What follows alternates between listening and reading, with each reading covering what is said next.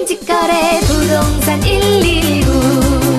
국내 1위 부동산 직거래 사이트 부동산 119가 제공하는 귀로 듣는 오디오 지식 정보 코너입니다. 전원주택을 구입할 때 주의해야 할 사항을 알려드리니 전원주택을 구입할 때 참고하시기 바랍니다. 무엇보다도 이 세상에 싸고 좋은 물건은 없다는 사실을 항상 염두에 두고 본인이면 좋은 물건을 싸게 팔 수 있을 것인가를 역지사지로 생각해보면 모든 물건에는 사면 싼 이유가, 비싸면 비싼 이유가 있음을 인정하고 그 물건이 가치 대비 적정한 가격인가를 판단한 후 전원주택을 구입하길 당부드립니다.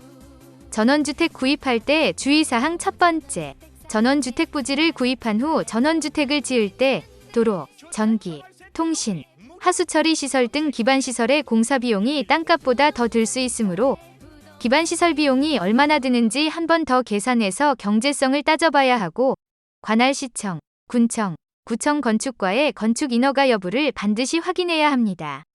이런 기반시설 비용이 많이 드는 경우는 전원주택 부지를 구입해서 건축하는 것보다 기존 전원주택을 구입하는 것이 더 경제적일 수 있습니다. 그리고 부대 비용이 많이 드는 곳에 신축 전원주택을 건축하는 경우 나중에 매도할 경우 매수인은 그 부대 비용 금액을 계산하지 않는 경우가 대부분이고 이로 인해 매도인과 매수인 간의 비용에 대한 시각 차이가 크기 때문에 전원주택 부지를 사서 신축하는 경우에는 반드시 전원주택을 매도할 때의 경제성도 따져봐야 합니다. 그동안의 경험으로 볼 때 전원주택 신축할 때 드는 추가 금액을 나중에 매도할 때 주택가격에 부과해서 기존 다른 전원주택보다 주택가격이 비싸지면 그 전원주택은 매우 팔기가 어려워질 수 있습니다.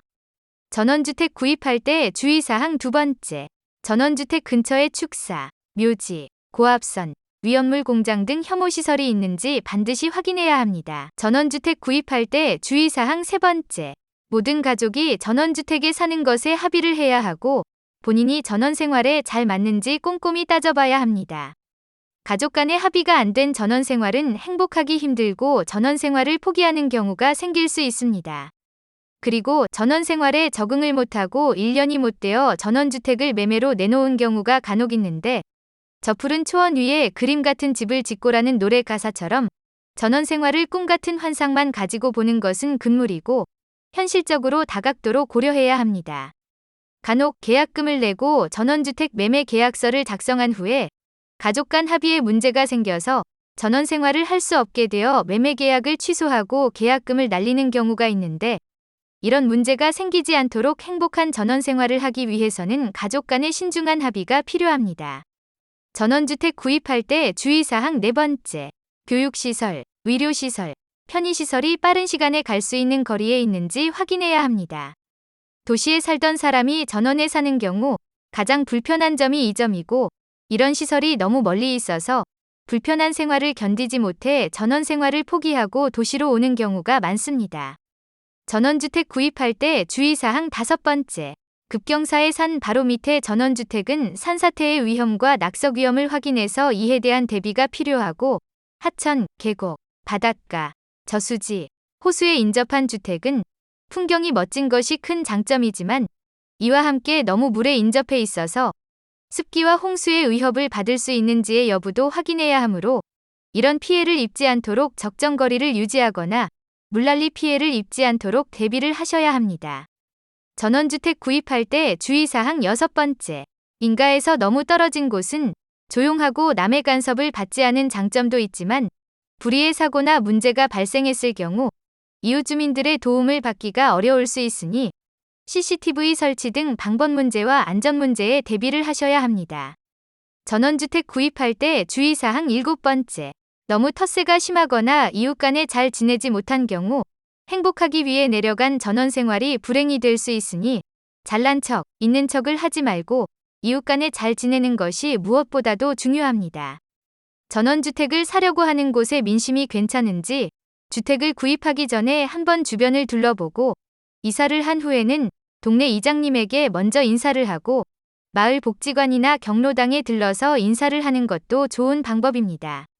대부분 동네 토박이들과 도심에서 살다가 내려간 사람들 간의 생각, 경제 수준, 학력의 차이 등으로 인해서 현지인들과 섞이지 못하는 경우가 종종 있는데 본인의 성향에 따라 외로움을 잘 타고 이웃과 잘 어울리는 성향이라면 마을 공동체 가까운 곳에 전원주택을 구입하는 곳이 좋고, 시끄럽고 번잡한 것이 싫고 이웃과 어울리는 것이 불편한 경우라면 마을에서 약간 떨어진 곳에 있는 전원주택을 구입하는 것이 좋습니다. 전원주택 구입할 때 주의사항 8번째.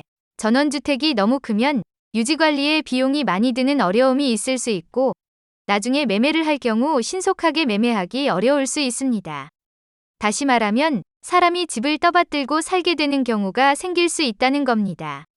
너무 멋진 전원주택의 경우 그 주택을 살 수 있는 여력이 있는 사람이 많지 않기 때문에 나중에 매매할 때 시간이 많이 걸리고 팔기가 어려운 애로점이 있을 수 있습니다. 전원주택 구입할 때 주의사항 9번째.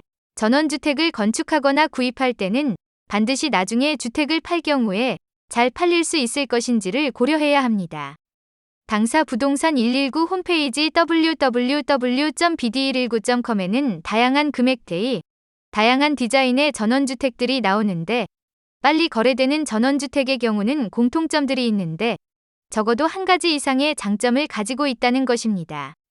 예를 들면 주택 상태 대비 가격이 저렴하다든지, 전원주택에 넓은 텃밭이 붙어 있다든지, 정원이 멋지다든지, 주변 풍경이 멋진 곳에 위치하고 있거나 전원 생활을 하면서 돈도 벌 수 있는 장류사업체, 공방, 특산품 판매점, 전원 카페 등의 부가적인 경제수단을 겸하고 있는 장점이 있는 경우입니다. 그리고 가장 구입하기도 좋고 팔기도 좋은 전원주택은 경기권은 토지 면적이 150평에서 300평, 충청권 이하의 지방의 경우에는 최소 토지 면적이 250평에서 500평에 정원과 텃밭이 있고 집의 디자인이 중간 이상 정도 되며 가격대는 너무 비싸지 않는 것을 선호합니다. 토지가 너무 큰 경우에는 토지 가격이 저렴하면 괜찮지만 땅이 크면 클수록 가격이 높아지기 때문에 너무 큰 땅과 너무 큰 주택은 나중에 매도하기 어려울 수 있습니다. 다시 한번 말하지만 전원 생활을 환상으로 생각하지 말고 자신의 성향, 가족 간의 합의, 자신의 경제적 현실에 맞는 전원주택을 선택해서 전원 생활을 한다면 여유롭게 자연을 벗삼아서 행복한 생활을 할 수 있으니 전원주택 구입 시 여러 가지 여건을 잘 고려해 보시길 바랍니다. 부동산 119 공식 홈페이지 www.bd119.com에서 40만 건 부동산 직거래 매물 확인하세요. 부동산 119 국내 1위 부동산 직거래. 구독, 좋아요, 클릭 부탁합니다.